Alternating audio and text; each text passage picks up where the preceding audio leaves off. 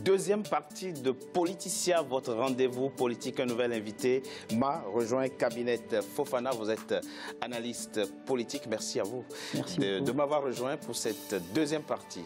Merci. Et Maître Tidiane Dabo, avocat au barreau de Strasbourg en France, est resté avec moi, de même que Baki Youssoufou, président de Active Generation, une organisation de la société civile. Vous êtes par ailleurs écrivain.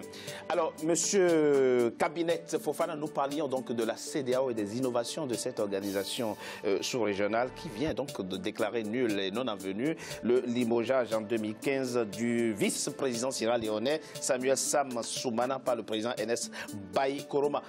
Bon, quand on jette un regard sur l'action de cette organisation sous-régionale ces dernières années, on note quand même qu'il y a d'énormes évolutions. Quand on se réfère par exemple à la gestion du cas gambien avec le départ du président Yahya Jammeh et les troupes de la CEDEAO au pacte de son pays, comparé aux autres organisations sous-régionales, on peut dire qu'effectivement, cette organisation-là arrive à émerger, en tout cas par rapport aux attentes des populations. Absolument. Ces dernières années, je veux dire, l'organisation sous-régionale ouest-africaine, c'est beaucoup plus mise en exergue par rapport à la SADC ou autres organisations. Mais cela s'explique par le fait qu'il y a une nouvelle élite politique qui est venue en fait à la tête de ces différents États. Je veux dire, la plupart des chefs d'État qui sont arrivés ces dernières années au niveau de certains pays en Afrique sont issus soit disons, de l'ancienne ou de l'opposition historique.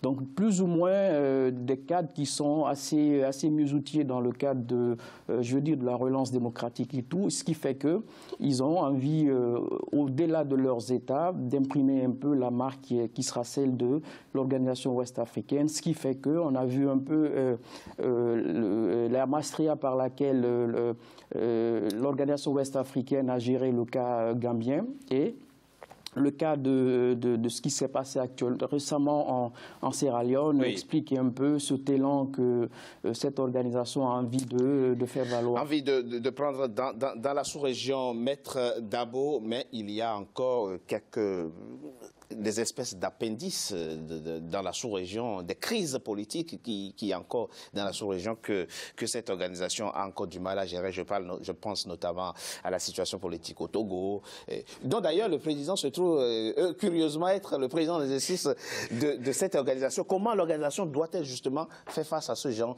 de situation pour éviter l'escalade et l'impasse?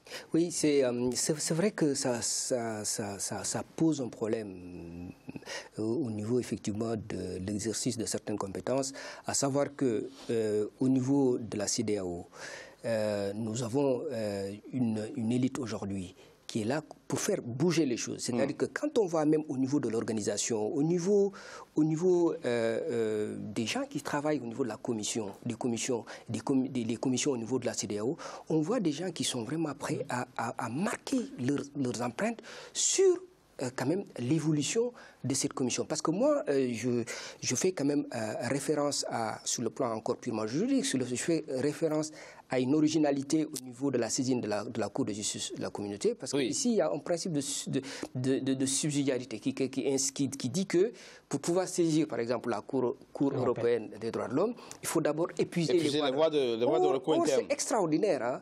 C'est la Cour de justice des communautés, on n'a pas besoin de tout cela. Vous saisissez, il y a un problème, vous saisissez la Cour de justice des communautés pour quand même... Non, maître, il y a des exceptions. Non, mais moi j'estime que... Vous savez que même ici, même en Europe, quand vous n'êtes pas en situation de saisir les voies de recours interne, vous pouvez directement... Il y a des gens qui sont expulsés, par exemple, qui ne sont pas en situation. Il y a des gens qui sont recherchés par la justice de leur pays. Non, mais il faut d'abord une décision. C'est-à-dire que vous ne pouvez pas... Oui, bien entendu. Il faut une décision d'instance. Voilà, il faut qu'il y ait une décision. Or, la Cour de justice de communauté, c'est ça qui est original. C'est extraordinaire. Donc, ça veut dire que nous, au niveau de cette juridiction-là, on veut quand même qu'il y ait une empreinte originale par rapport à ce qui se passe ailleurs dans les juridictions. Revenons à la Sierra Leone, monsieur Youssoufou. Vous, le Sierra Léonais que j'ai à ma table ici, qu'est-ce que vous retenez des deux mandats du président Ernest Bai Koroma? Assez mitigé comme mandat, parce que le président Koroma était arrivé après 2 mandats qui se sont passés après la guerre en 2002. Les 2 premiers mandats, on pouvait les mettre sur le dos de la reconstruction de la Sierra Leone. Ça, c'était le mandat de Tidjane Kaba. Et en fait, Kaba et Koroma étaient arrivés, on espérait, en plus c'était une alternance, c'est-à-dire la SLPP a passé le pouvoir à l'EPC, on espérait passer un cap original d'évolution. Ce qu'on a constaté, c'est qu'il n'a pas du tout combattu la corruption comme il l'a promis. La corruption reste toujours une gangrène en Sierra Leone. Les infrastructures routières, et on a vu ça avec Ebola, les médecins mettaient 3 jours pour faire 400 km. Donc en fait, la situation en dehors des Freetown est toujours catastrophique. La situation en dehors de Freetown est toujours catastrophique. Dites-vous, quand vous le qualifiez ainsi, vous qualifiez donc la gestion qu'a faite le président Ernest Bai Koroma, donc lors des 2 mandats qui viennent de passer à la tête du pays. Il s'apprête donc à rendre le tablier en mars 2018 à son successeur. Je vous propose de suivre, avant de continuer, donc ce débat sur le bilan du président Ernest Bai Koroma, ce sujet de la rédaction signée Idolette Mirabel Bissot. L'élection du président Ernest Bai Koroma à la tête du pays en 2007 a suscité de l'espoir au sein de la population sierra-léonaise. Après la guerre civile qui a officiellement pris fin en 2002, le pays s'est lancé avec l'arrivée du nouvel homme fort dans des réformes pour donner une nouvelle orientation à la politique du pays. Les réformes au niveau des forces de défense et de sécurité ont relativement contribué à diminuer les violences et la criminalité dans ce pays d'Afrique de l'Ouest. D'un homme qu'on appelle Ernest Bai Koroma. Et vous savez, après une longue période de conflits et d'instabilité politique, la Sierra Leone a fait des progrès remarquables dans ses initiatives de promotion, notamment de la paix, de la stabilité. Et le pays a désarmé et réintégré les ex-combattants. C'est une démarche que Ernest Bai Koroma a poursuivi. Il a réinstallé les réfugiés et les déplacés internes. Et la Sierra Leone a rétabli, à travers la politique mise en place, à travers ces 2 mandats de Ernest Bai Koroma, les services de base et reconstruit les infrastructures essentielles, mettant en place les bases d'un retour à la prospérité. Et ces progrès ont été marqués notamment par la fermeture en mars 2014, ça ne fait pas longtemps, de la mission de consolidation de la paix des Nations Unies et son remplacement par une mission de développement. Et le président de son parti le 24 mars 2002 est désigné comme candidat à l'élection présidentielle du 24 mai 2002. Ernest Bai Koroma terminera 2e avec 22,3% des voix derrière Ahmad Tidjane Kaba. Il marquera son retour à la présidentielle de 2016 où il sera vainqueur avec 54,6% des suffrages avant de réitérer l'exploit en 2012 avec le même nombre de suffrages exprimés. Durant ces 2 mandats à la tête de la Sierra Leone, Ernest Bai Koroma aura donné du sien sur le plan économique. Le premier défi, classer la Sierra Leone au rang des pays à revenus intermédiaires d'ici 2035. Pour ce faire, des efforts considérables devront être mis sur les infrastructures de développement.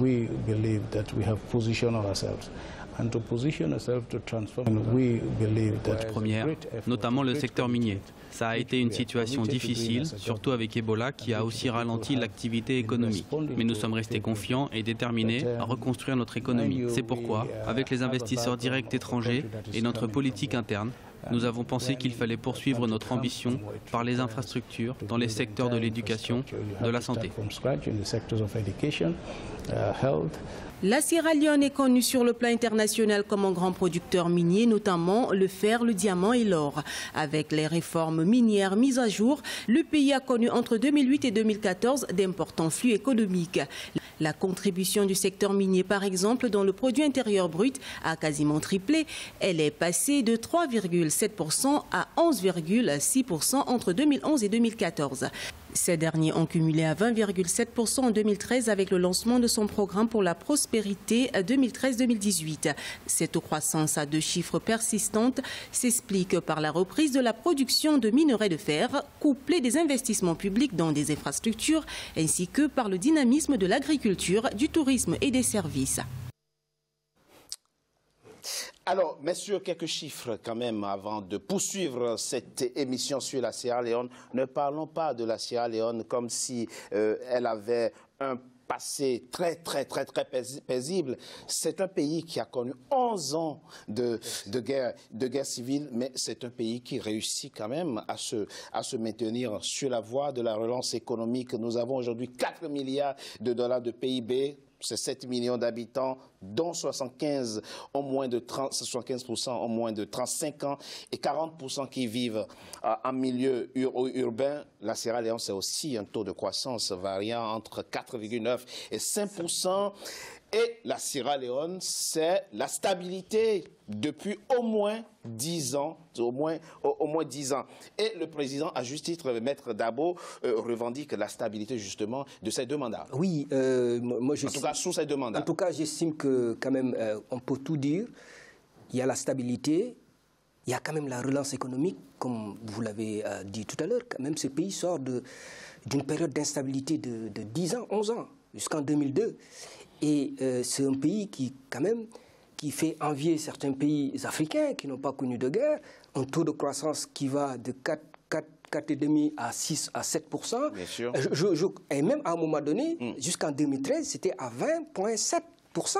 C'est extraordinaire. Donc, je pense que tout ça a connu un recul par le fait, justement, d'Ebola et de la chute, comme ça, du prix du fer. Et rappelons, effectivement, oui, c'est ça. C'est pas le seul pays d'ailleurs qui a connu Ebola, mais plus ou moins, il se relève plus ou moins de cette catastrophe sanitaire. Monsieur Youssoufou, vous sembliez amer par rapport au bilan du président Ernest Bai Koroma, quand il revendique la stabilité de votre pays après tant d'années d'instabilité. Ce n'est pas un mérite que vous lui reconnaissez? Si, vous savez, nous les enfants de la guerre, parce que j'en fais partie, oui. En fait, on n'attendait pas de lui, parce qu'en fait, quand il y a eu la guerre, lui, il était parti à l'étranger.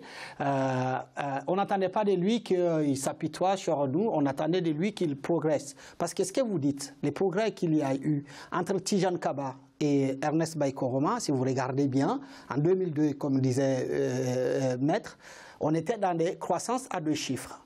Là, on sortait de la guerre. Moi, ce que je lui reproche, c'est qu'il n'a pas continué le mouvement. Donc, il a réinstallé les mêmes logiques de ce parti-là qui est issu, pour le dire, d'un parti de type cubain, un parti communiste, l'EPICI, c'est ça, avec les réseaux que cela nécessite. Et en fait, ça a bloqué cet élan-là qui était lancé à la sortie de la guerre. Et c'est ce qu'on lui reproche. Mais est-ce que vous ne semblez pas déplacer un peu les éléments d'analyse quand on vous dit que votre pays a connu Ebola avec les conséquences? Mais bien sûr. Et quand on vous dit que votre pays a subi la chute du prix des matières premières, ce n'est pas des arguments qui sont valables à vos yeux? C'est des arguments qui sont valables. Mais j'ai dit que rien que sur la crise Ebola, on a perdu autant de personnes pendant cette crise que pendant la guerre. Non, pardon, non. Là, les chiffres sont clairs, c'est 100 000 à 200 000 morts pendant la guerre. Pendant la guerre. On n'en avait pas perdu autant. C'est 35 000. On nous dit 35 000 pendant Ebola, donc c'est pas vraiment... les chiffres locaux donnent 44 000. D'accord. Donc, quand on perd 44 000 personnes dans un pays, le plus souvent, par manque d'accès aux médecins, aux soins. Et aujourd'hui, quand vous dites qu'il y a 75% de la population qui sont jeunes. Oui, moins de 35 ans. C'est les chiffres nationaux. Hein. Ils disent que 60% de la population sierra-léonaise est en dessous du seuil national de la pauvreté. Non, c'est 50%. Les chiffres du FMI font état de 50%. Mais peu importe. On y va. Je ne peux pas me satisfaire seulement de ça, parce qu'on ne peut pas nous dire qu'un pays qui a autant de ressources, c'est un pays où tout pousse, où tout pousse. Et aujourd'hui, les gens meurent encore de faim. Un pays qui a le diamant, le fer, et quand on voit ces gens-là rouler à Freetown et que quand on fait 50 km seulement de Freetown, on met 4 heures pour y aller, en fait, moi, c'est normal que je sois déçu. Quels sont les plans prioritaires sur lesquels il a failli, le président Ernest Bai Koroma, selon vous? Vous évoquez les infrastructures. On parcourt 50 km en 4 heures de temps dans votre pays? Oui. D'accord. Donc, sur le plan des infrastructures, vous pensez qu'effectivement... La route, l'éducation, la santé. Là-dessus, il a failli complètement. Il a failli complètement. Complètement. Très bien. Monsieur Fofana, quel regard vous jetez justement sur ces 2 mandats du président Ernest Bai Koroma en Sierra Leone? Oui, il faut dire comme maître que la stabilité est quand même le label de Bai Koroma. Parce que quand on connaît ce que ce pays a connu en termes d'instabilité politique, depuis qu'il est arrivé, il a essayé un peu de restaurer la confiance, ce qui fait d'ailleurs que quand on prend le déficit budgétaire, il est moins de 5%. Oui, c'est quand même extraordinaire comme cela. Quand je prends des pays comme la Guinée ou d'autres pays où le déficit est criard, ça, on ne peut pas le dire avec euphémisme. Mais au-delà de tout, comme il l'a dit Monsieur Youssoufou, il y a quand même disons des conditions qui ne sont pas les meilleures. Lorsque vous regardez un peu les conditions sociales de certaines villes, même Freetown par exemple, Freetown, il y a des poches de pauvreté, extrêmement hallucinantes qui font que les gens sont dans des conditions précaires, mais ça s'explique par le fait que la guerre est passée par là. Beaucoup de gens ont quitté les provinces pour venir à Freetown, ce qui fait que le choléra, Ebola et d'autres problèmes, comme ce qu'on a connu récemment, l'éboulement qui a fait tant de morts, c'est un peu le problème infrastructurel. Après, le problème lié à l'urbanisation, c'est quand même pas seulement un problème léonais, c'est un peu c'est valable pour toutes les capitales africaines. Mais il y a quelque chose d'extrêmement important, c'est un peu dans le cas des indicateurs. Quand on prend la perception de la pauvreté, et quand j'allais dire de la corruption, il y a quand même quelque chose là, le bas blesse. Parce que sur 175 points, la Sierra Leone vient comme 123, à la 123e place. Ça reste un défi qu'il faut relever. La corruption. La corruption, notamment dans le secteur des mines, ça reste un défi. Ça fait sans doute partie des priorités auxquelles devra s'attaquer le prochain président sierra-léonais qui sera élu en mars 2018. Mais il y en a d'autres encore. Je propose qu'on en parle dans la 3e et dernière partie de notre émission après une courte pause. À tout de suite.